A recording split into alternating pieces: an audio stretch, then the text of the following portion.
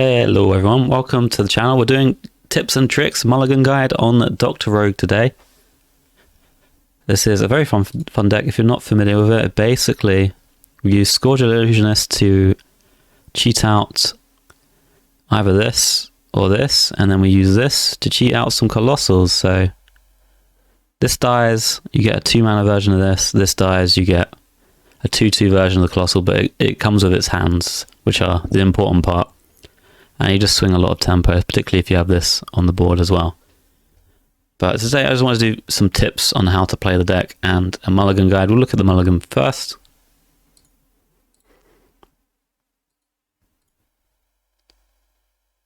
Okay, so this is the mulligan win rates, Diamond through Legend. Always keep sketchy, always keep prep. You'll see here that the kept percent on prep is actually pretty low, 57%. I would say this is a 100% keep on the prep, even if you do not have a sketchy or snowfall or anything like that already. Just always keep it. It's always going to be useful, but you mainly want to use it either on this or this, and on not too many other things. Maybe a bone spike is also reasonable to use it on, just to cheat out some mana. The reason being is if you go prep sketchy on like turn 4 or even turn 2, you can already play like a 2-mana Master Reveler as the follow-up. It's very, very strong. Or if you have, like, say, a Scourge Illusionist on board on turn 4, and you prep Snowfall Graveyard on turn 5, well, you're going to be able to play like 2 Master Revelers once the Illusionist dies, so it's very, very powerful. Whereas the normal curve just is quite a bit weaker. You're only basically getting to play 1 Reveler at most, and that's like on turn 5. Always keep the Snowfall Graveyard. The only tip for this, really, I think that maybe a lot of people make the mistake of, is playing this too early, particularly on turn 3. We can actually look on here at the turn details on this card. So turn 3 and turn 4, it kind of dips a bit, and then it goes up at turn 5. Now, why is this? Turn 5 is what I'd recommend playing it on, just as a general rule. There are a few exceptions, but the reason is if you play this on turn 3, and even if you follow up with a sketchy information to get 2 things, turn 5, you play the things, and then the Snowfall Graveyard runs out. And if you can't actually kill off your things on the turn 5, they don't get the double effect, so it's a little bit slow. Similarly, if you play Snowfall Graveyard then Scourge Illusionist on 4 and they don't kill it off, then you have to kill it off yourself. Maybe there's not anything to trade into, so you got to put additional resources in, and then you'll eventually get like your Masked Revelers onto the board, but maybe you can't kill them off, and then suddenly the graveyard runs out and these things are only activating once, and you feel a little bit sad. But if you play it on turn 5, even if you only get 1 activation of the sketchy or 1 activation of this, it's often worth it, just because you start the Snowfall Graveyard on the turn that you play like the Masked Reveler, and then you've got 2 extra turns of it doubling. So maybe the Masked Reveler hits more Scourge Illusionists, you get more of those. Maybe it hits Burning Blade Acolyte, and you get double activation of that, and it's just all around a lot scarier for the opponent if you do it on turn 5 than on turn 3. Exception to that is really if you have 1 or 2 preparations to speed up the process. You can go like Snowfall Graveyard, and then prep sketchy, and immediately get a Masked Reveler onto the board and have it die off a lot sooner. And that's just going to give you the board control a lot more quickly and generally be better. Okay, Cutlass, always keep this card. Just can discount something. The only thing I would say with the Cutlass, sometimes you'll have Cutlass and Door of Shadows only.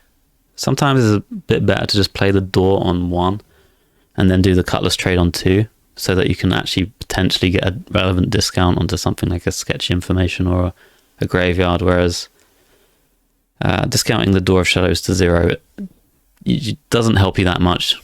You could have just played it essentially for the same mana cost, and you're not really getting any future benefit for your turns. Also, sometimes you have SI7 Extortion in your hand and the Cutlass and you're planning on trading them both. Well, on turn 1, sometimes it's better to trade this one away first so that the Cutlass doesn't discount it. So you trade this on 1 and then just trade this one on 2 so you maybe get a relevant discount. Similar sort of thing. As for other keeps, don't keep the Wicked Stab. Even though it's green on here, this is likely just a sample issue. Like, nobody's keeping it, so it's kind of random. If it appears in the hand and it just so happens, those games tend to have been won a lot. It doesn't mean the card's a keep. It's absolutely not a keep that you want in your opening hand. Bone Spike's actually a reasonable keep, particularly if you have a prep or you're in a board-based matchup. Prep Bone Spike lets you play a Scourge Illusionist or a 6-dropper on an earlier turn, which is quite nice. Perjury is actually very low on the Mulligan win rate and the drawn win rate, so maybe the card is not actually too good. I kind of put it in the deck because this deck really doesn't do anything on turn 2. Dagger's not that useful as a play, so I figured Perjury kind of bridges that gap as being a standalone good play, but perhaps not super valuable.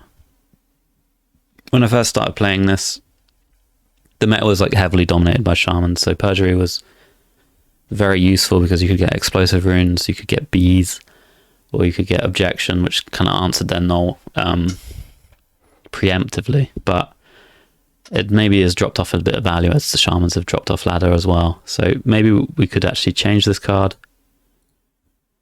And as for options, it really has to be a spell. There's not a whole lot. Recon, we are a Deathrattle deck, so you'd think this has some value, but you play this on 2 and then you go for the coin 4 a lot of the time, so you don't end up actually playing the min you get from this most of the time. So I think maybe the best option, similar to Potion Belt, actually, the Recon, like you play this on 2, and then you actually don't want to play the potions that you get. You want to just do other stuff. So I don't like that too much either. I think maybe just 2 for Naxxramas is fine, just as removal or extra burn. The deck does kind of want to go face a little bit with the Krabatoas, especially towards the end, and the Wicked Stabs. So running Tooth as well maybe makes some sense to just get a little bit extra burn. You should be keeping Scourge Illusionist some of the time. Times I wouldn't is if you already have a prep. But it's just reason. If you have the Snowfall Graveyard, I just keep the Illusionist alongside it. You just really want to have either this or the Sketchy on 4. Obviously the Sketchy is a bit better, but given the choice between this or nothing, I'd choose this, even though you run the risk of drawing this and the Sketchy. So obviously keep this, but keep the Scourge Illusionist sometimes as well, just so you have at least something on turn 4. Door of Shadows also, I think you can keep this sometimes, particularly if you're missing like Prep, Snowfall, or the Sketchy. If you have like most of the others, it's fine to just keep this on turn 1 and play it in hopes that you'll hit one of the other powerful ones, because hitting Prep Sketchy or Snowfall Sketchy together is just a lot more powerful than having it on its own. And since this always gets a spell, you increase your chance basically of getting one of these by keeping this rather than throwing it away. Shadow of Demise also you can keep sometimes, and the sometimes is actually on the coin. It doesn't look like it on here. It's actually got a worse win rate on the coin, surprisingly.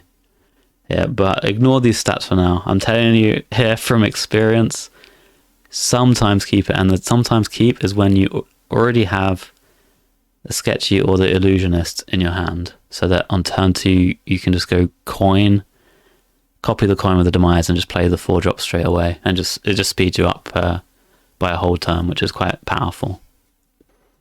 And that's generally the mulligan. Obviously you'd never keep any of the other minions in the deck. As for some gameplay tips, a lot of the minions you play in this deck pack quite a bunch. They're all like 4 attack or more, so it's fine to not pop them open and just go face with them.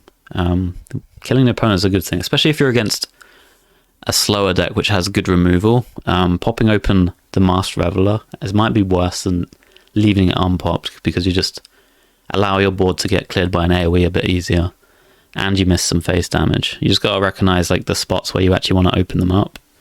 Once your opponent's board starts getting out of control and you're like, hey, I might need some Colossals to deal with it, that's the time you pop them open. But it's absolutely fine to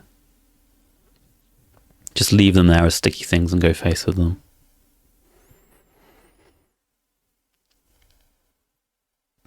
If you're against a more aggressive deck, you are actually going to want to pop them open a lot of the time.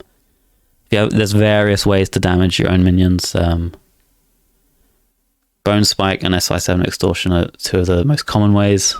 You can use Ghostly Strike too, or Tooth if we're running that now. Pretty common to do it on your Master Reveler if you can't actually trade into anything with 4 attack, just to get the Colossals out. And it's absolutely worth it, particularly if you have the Snowfall Graveyard up. Usually it's not worth it if you don't, just because you're not actually increasing your board by that much, and the removal is probably better spent on their minion. But yeah, very powerful to just get your stuff out a little bit quicker. In the very late game, look out for Wicked Stab, Shadow of Demise combo. You can do up to 18 burst damage if you have all 3 of them on turn 10. Could be a good way to close out some of the games.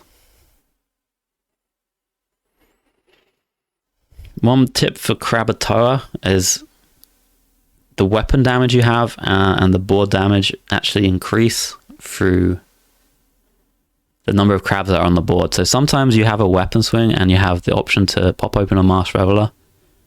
Can be a good idea to make some board space before you do that, to try and get as many crabs as you can, so you're doing just a bit more face damage before you do the swing. And sometimes that can make all the difference.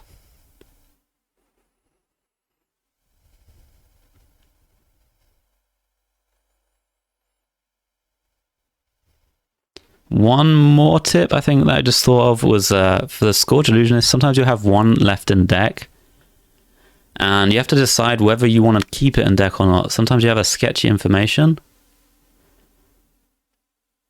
and one of these still in deck, but you have like maybe a cheap Master Reveler ready to go. You have to kind of decide in that spot what the order's going to be.